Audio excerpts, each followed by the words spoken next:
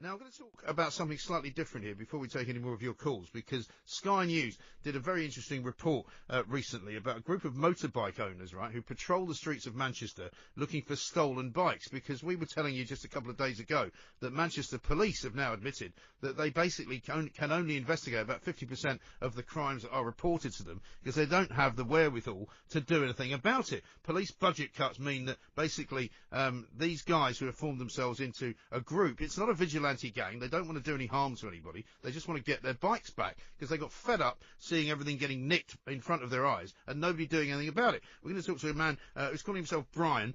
For obvious reasons we don't need to know his real name. Brian, a very good morning to you. Welcome.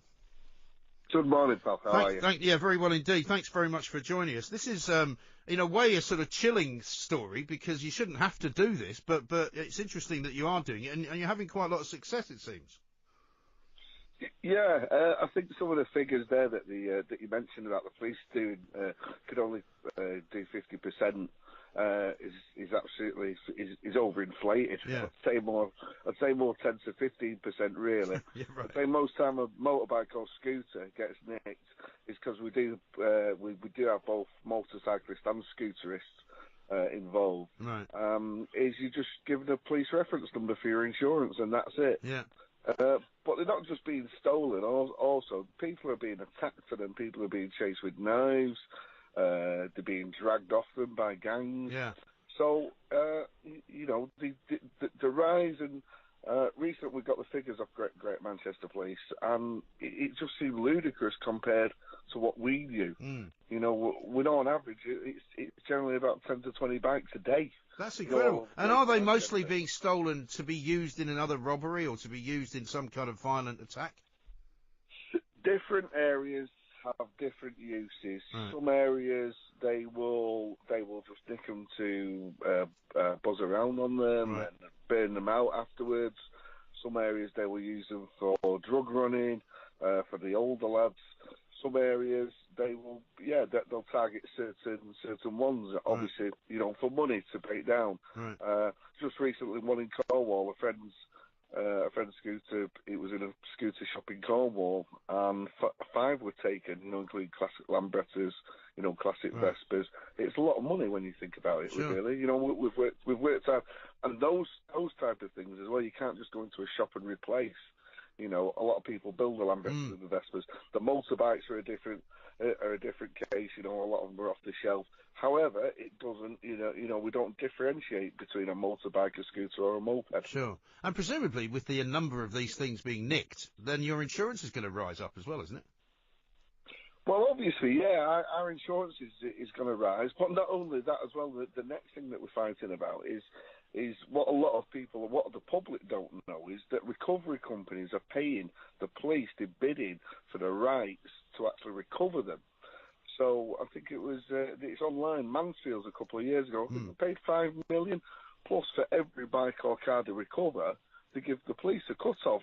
So not only are we being robbed off the thieves, we're being robbed off the police as well. That's unbelievable, that, isn't it? It really is. And I mean, I've heard stories, and we've had people calling this show to tell us things that whenever we talk about the police and their unwillingness to do anything. I mean, I remember one guy very, very well who tracked his own stolen motorbike because it had a tracker device on it, and it was in a lockup in a place that he found. And the police would not go to the lockup and break into it, even though he said, look, I can see that, my machine is telling me that the bike is inside there. They wouldn't open the place up because they said that's not enough evidence.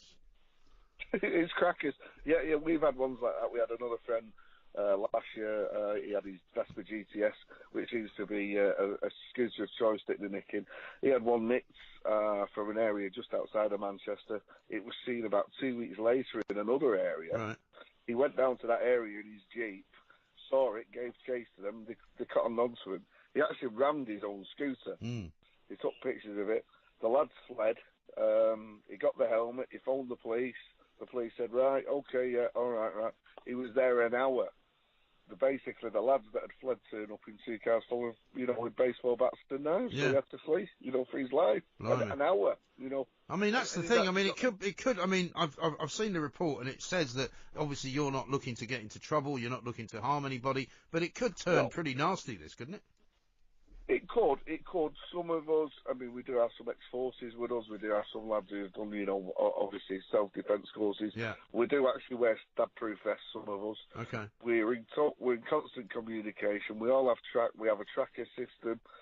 We have a radio system with alerts. So basically, we have a couple of girls that, it's not just, we're not just doing this on a whim. No. We plan it properly.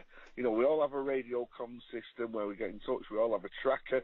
So there's girls at home that can see whereas we are individually in a certain area, if we're doing a patrol, right, and then put us all together. And are you out every night then, or is it just certain nights which are bad, worse than others? We go out as much as we can, because we do it in our free time. Yeah. We do it, out of our own money, and we just want to make a difference, to our community. We see ourselves as you have the neighbourhood watch. We see ourselves more as that type of thing, but within the biking and scootering community. Yeah. And what are the police saying to you, if anything? Because one of the things I'm quite surprised about is that they haven't started nicking you guys. Well, I mean, we are trying to work with one or two individuals at the moment. I've just handed over a dossier because, as I said, we try to do it professionally, a dossier on known thieves, known riders, that go out and nick these things that we've collected through social media. So we try to build up relations. We do have, so basically, if there's a bike that we can't trace back to its owner, say one that's out, we will phone the police. We'll contact them all. We'll take it back to the police station. Right. And say, we can't do this. You've got the kit. To further investigate it. Yeah. Can you take it off our hands? Right. And will they sometimes do that? Yeah. Generally they're willing to, but I mean, the other thing that a lot of people get miffed off about if they see stolen motorbikes or if they find one is they'll phone 9999 and 99 will tell them it's not an emergency. They'll phone 101 and they'll be on the phone for 20 minutes, an hour, so they get fed up. Yeah. What I would say is don't go down that route. Every police force has a live chat. If you go on live chat, it's instant, so it will be reported instantly. Yeah. And it will be recorded and logged instantly. And that's actually easier to do, yeah. It's actually a lot easier to do. I know a lot of people say, we're not into. You can do it on your phone. Look, a GMP or Liverpool Metropolitan or London GMP live chat. You log it, so the crime figures are going higher. As part of that video as well, you did see the Manchester Roads Policing Team, which used to be called Quantico. Yeah. Now they have 4 motorbikes with 3 off-road trained riders for the whole of the 10 boroughs of Greater Manchester. It's not enough, is it? So it's not enough. It's not more, and they will only go out to a certain area when a police force has requested them based on figures. Yeah. So once again, a lot of the time the figures aren't being reported because people can't be, they can't be bothered. Yeah. Or they go to a desk and report it there, and it's just really exasperating. What's going on. I'm sure it must be. But listen, Brian, good luck with it, and be careful out there. I know you sound as if you know what you're doing, so it sounds like you're in pretty good shape. But it must be a great service for people who are having their stuff nicked, that Brian and his mates are going out and getting it back, because the police can't do it for you. 0344 499 1000. You'll find that report on Sky TV. You go and check it out, because it's fascinating. And it's something that maybe more people will start doing as the police prove themselves to be less and less capable of solving crime. 0344 499 1000. More of your calls coming up in the next hour.